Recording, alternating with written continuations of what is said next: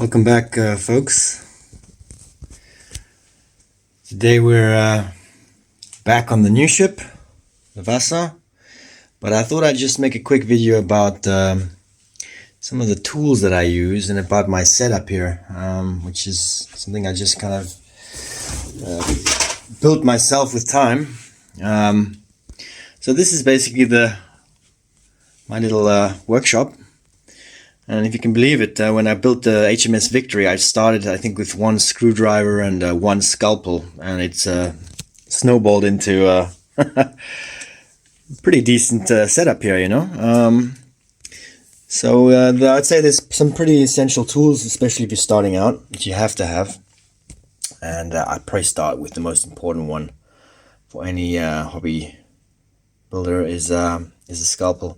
What I do with a scalpel, this is a blade, I think it's number 11, it's my favorite one, the one I use the most. I wrap this is kind of a tape around it, so when you are using it a lot, you don't get so much calluses on your fingers, you know. It can be, rubbing on metal can hurt your fingers, so this seems to work very well. Of course, very important are tweezers, also all manner of tweezers, so bent ones like this, you know, straight ones, very important. Also, very useful is like a pacer pencil, graphite pencil, so you can make very sharp markings with this. Drills are extremely important, the hand drills. So they work like that, and this is another kind of a similar drill. That's important for making all the kind of little holes later on you have to make here and getting these kind of little bits in. Of course, some bigger drills for other kind of works. These are Japanese scissors. These are very good for when you're doing the rigging and you want to cut the strings very sharply.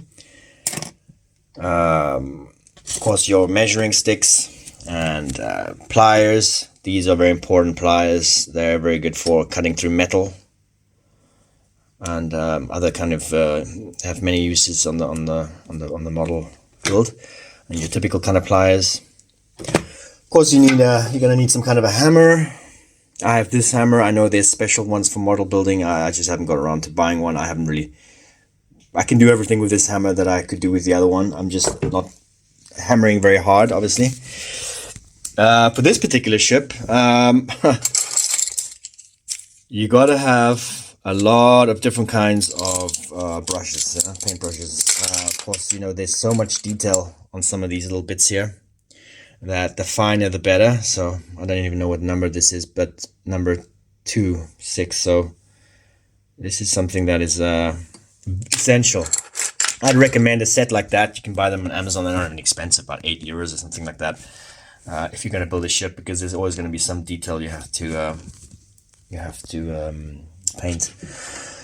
Dremel is indispensable. It doesn't have to be a Dremel. It can be, of course, any machine that does the same thing. I found this to be extremely useful. It has all the different connectors and heads. I mean, here you can see in the box.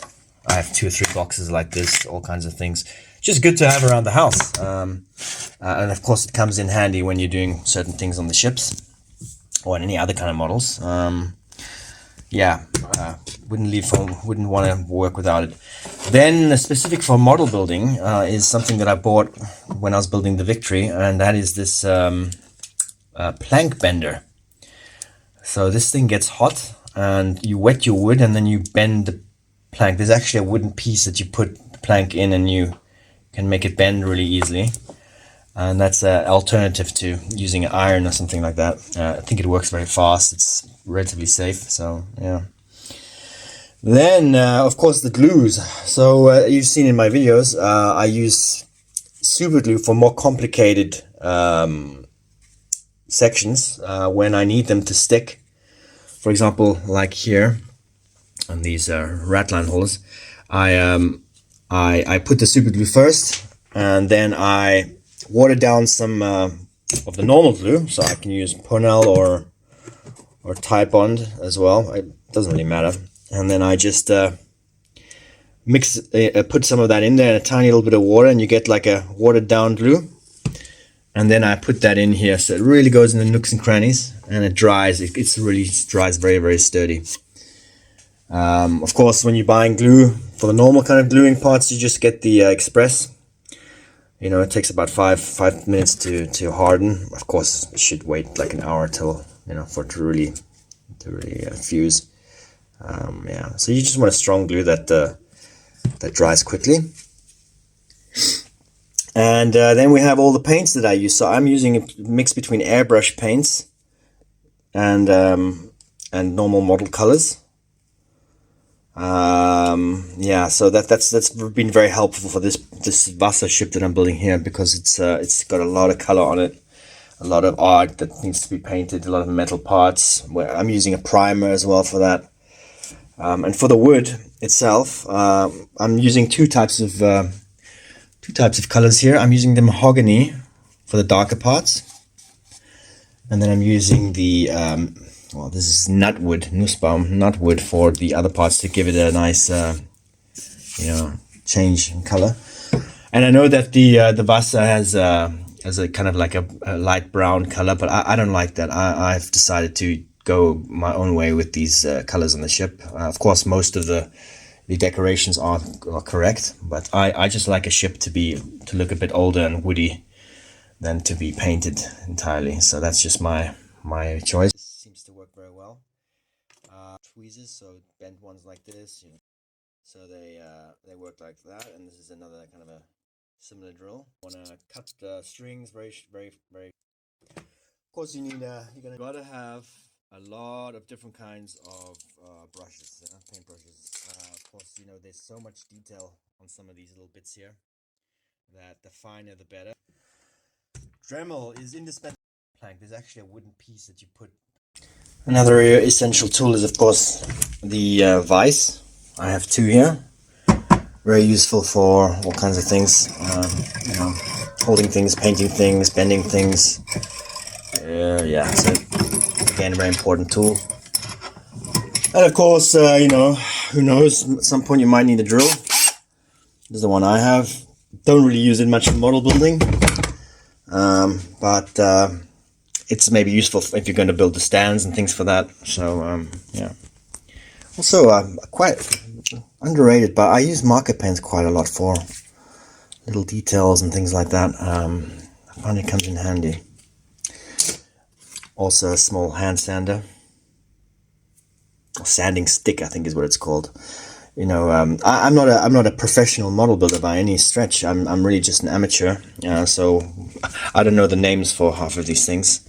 I just get them and learn how to use them and get on with it. So please don't leave any hate messages if I'm not saying the right name of some of this stuff. So yeah, I'm just learning and enjoying the ride. I find it really a very relaxing, soothing, great hobby, where you can really think about solving lots of little problems, and brings me a lot of joy. For the actual paint priming, as I said, you know, there's a lot of metal bits with this ship, so I use a primer, which is Army Painter. It's just a spray power primer. It's just easier to get anything. You shake it and then you spray it. You wait a while and then you can paint it. And something that's extremely important as well for, well, all kinds of things around the house, but also for this ship, and from my experience, is wood putty, because sometimes you get gaps and things break, and it also helps to make things stick very well. For example, I've used some putty here in these corners, and this is really strong now. I've put some here as well. I've painted red over it, so it kind of just fills out gaps. So that's very useful. Then of course you have clamps. You have to have clamps. You need them for all kinds of things, all kinds of different clamps. I got these as well. And then you've got to have your rulers. And there's another one here that I use for larger things. That's about it, actually, from my, of course, sandpaper. Can't live without it. Gonna need a lot of sandpaper. I'm actually buying a sanding machine that sands to the sides. Forgot what it's called, but hopefully I'll get it next month. And of course, you can use a compass as well. It's quite useful for various things. Yeah, so that's my my little workstation here. Yeah, hope you enjoyed it. I'll keep posting the updates on the Vasa. I plan to do a lot of work on this in the next month, especially in February. Already got pretty far pretty quickly, but I have put in a lot of hours, I have to say. I was over the Christmas holidays, I did really spend about 8 to 10 hours a day on this ship. So yeah, very happy with the progress so far. Thanks for watching.